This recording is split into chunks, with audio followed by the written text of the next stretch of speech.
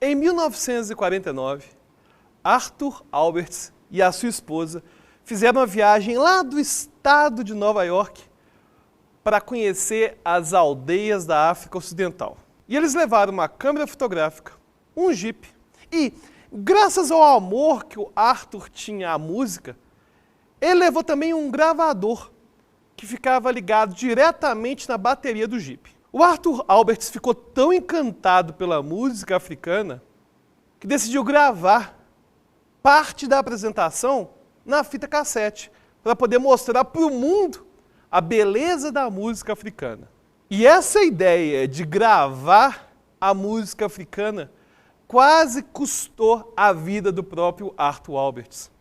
Um nativo, quando ouviu sua própria voz saindo do gravador, quis matar o Arthur Alberts, alegando que ele tinha roubado a sua língua. Não fosse o Arthur Alberts mostrar no espelhinho que a língua dele ainda estava lá, o nativo tinha matado o Arthur. Só podia ser magia negra. Mas pensa só comigo. Estamos no final dos anos 40. Por que é que seria possível gravar a voz? A voz não tem consistência, não tem forma, não tem cheiro. Aliás, quando a voz surge, ela some imediatamente. Como é que poderia a voz ser algo físico? Algo físico para poder estar em algo físico, como uma fita cassete. Então, para a gente poder gravar a voz, a gente ia precisar de uma máquina bem sensível, capaz de identificar as pequenas variações da compressão do ar. E essa máquina mega avançada tem nome, microfone, que por sinal estava lá embutido no gravador de som do Arthur Alberts. Aliás, essa máquina mega avançada, o microfone, é usada todos os dias por milhares de pessoas no mundo todo. Seja gravando música nos estúdios, seja nas rádios, ou até mesmo no nosso celular, existe um microfone que vai capturar a nossa voz, vai identificar essas variações da compressão do ar e vai colocar em algo físico. Mas quando Arthur Alberts executou a música africana no gravador, todos pensaram, só pode ser magia negra. Essa história do gravador pode parecer uma bobagem, né? Já que o microfone e o gravador estão ao nosso redor no dia a dia, a gente usa isso todos os dias. Ninguém vai achar que é magia negra. O grande problema é que, no nosso dia a dia, a gente às vezes vai reagir igualzinho àquela tribo. Quando alguém comenta que o pensamento está no cérebro, imediatamente as pessoas questionam, né? Como que poderia a emoção, o pensamento, estar decodificado na matéria? Ninguém pega o pensamento.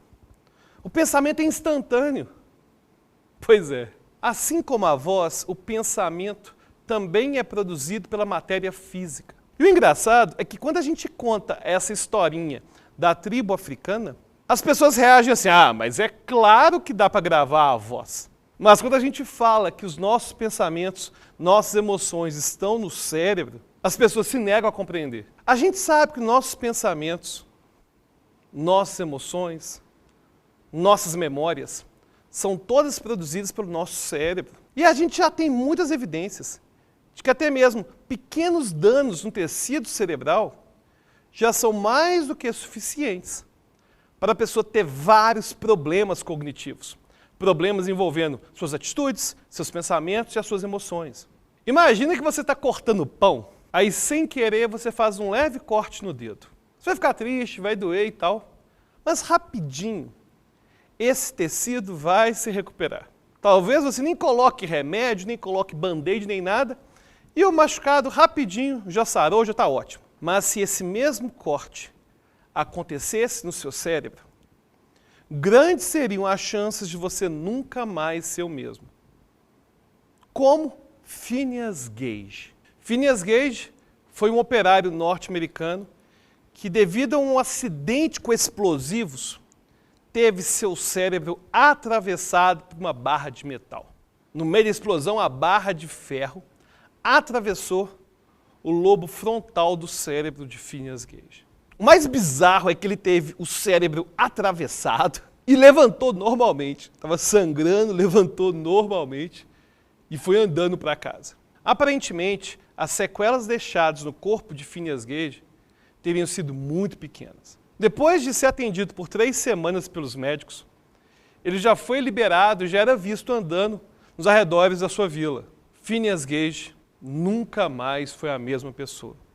Ele abandonou todos os seus projetos de médio e longo prazo, começou a ficar impulsivo, agressivo, não aceitava conselho de ninguém, começava a atacar as mulheres na rua.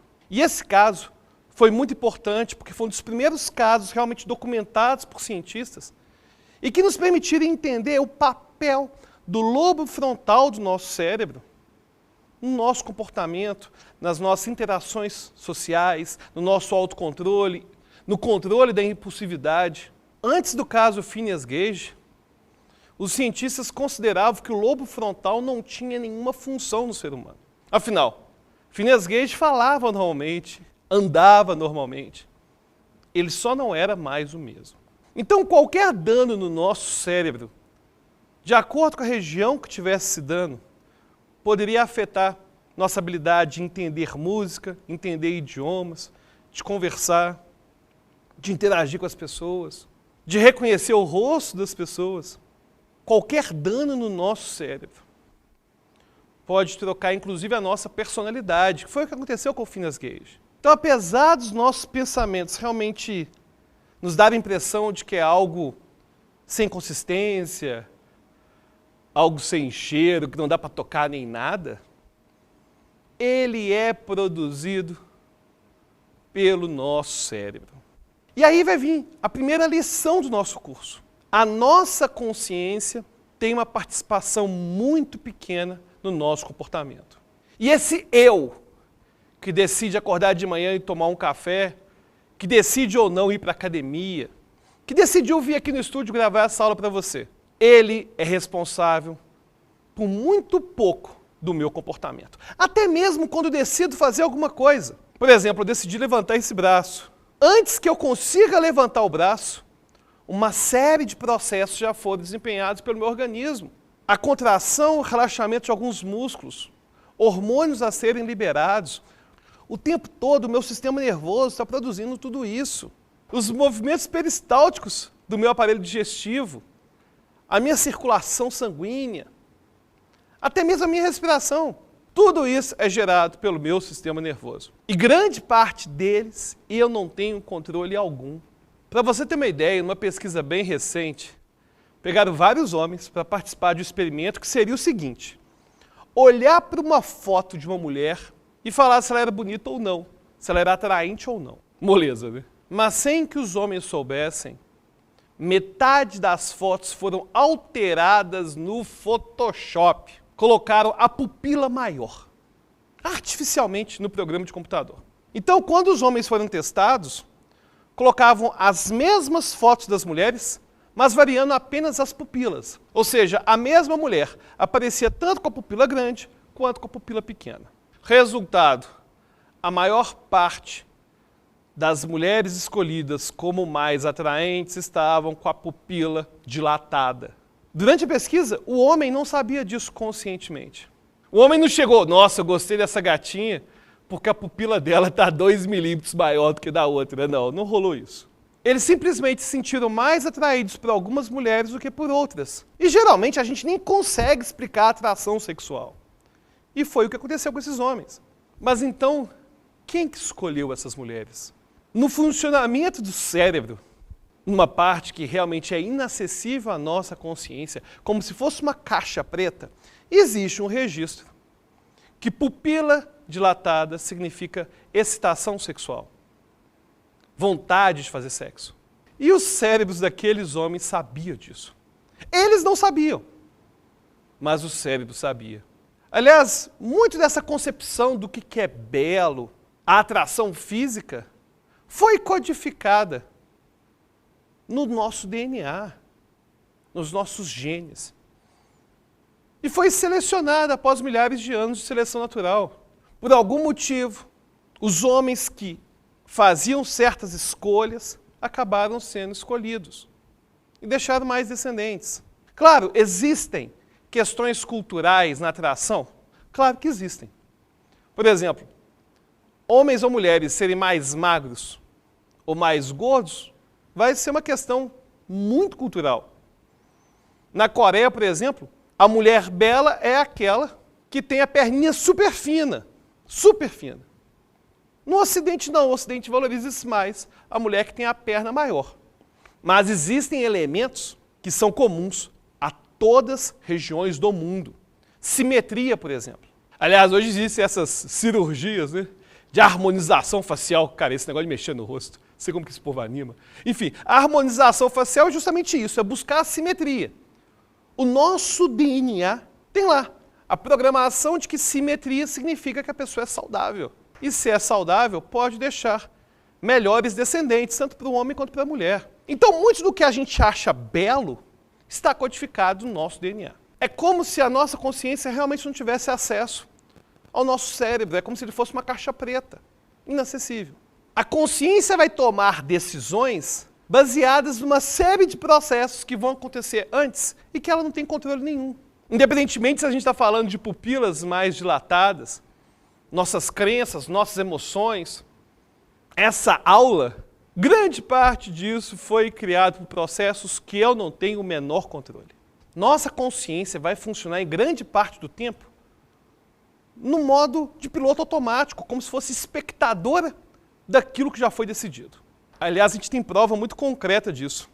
Eu lembro que teve um jogo do Atlético e Grêmio, e eu sou atleticano, né? E o Bernard, era aquele time de 2013, campeão da Libertadores e tudo mais. E o Bernard, que era do Atlético Mineiro, fez um golaço no Grêmio, em que ele fez 2 chapéus, lençol, sei lá onde que você mora, enfim, deu 2 chapéus nos jogadores do Grêmio e fez o gol. E o repórter foi perguntar para o Bernard, e como que foi essa sua decisão de dar os chapéus e fazer o gol? E ele falou alguma coisa assim, na verdade eu estava lá, eu vi que ia dar e deu, e fiz o gol. Observa que quando atleta vai descrever o seu desempenho, a sua execução, ele frequentemente vai dar a clara noção de que ele não teve tempo para pensar. O corpo reage antes. Assim como quando você dirige, está dirigindo o carro, aparece uma criança com uma bola e você pisa direto no freio. A consciência não tem tempo. A consciência vai pensar depois. Nossa, ainda bem que eu parei o carro. Assim como quando você está cozinhando, né? Aí você coloca a mão na panela quente, você tira a mão, para depois sentir a dor e depois pensar sobre a queimadura. O seu corpo reage antes. Como diz o grande filósofo contemporâneo, Roger Waters, do Pink Floyd, tem alguém na minha cabeça, mas não sou eu. Bom, mas o objetivo aqui dessa aula do nosso curso não é criar um problema filosófico, se existe livre-arbítrio, se não existe, tipos de livre-arbítrio. Aliás, é um tema que eu adoro, a gente pode até discutir lá nos grupos depois, no grupo secreto do Facebook. Mas o objetivo é outro. Se o cérebro está decidindo tudo isso, será que a consciência, será que esse pedacinho aí da consciência que sobrou, será que ele consegue mudar alguma coisa? Como controlar a ansiedade? Essa ideia da consciência como espectadora fica muito clara quando a gente pensa numa síndrome do pânico, num ataque de pânico.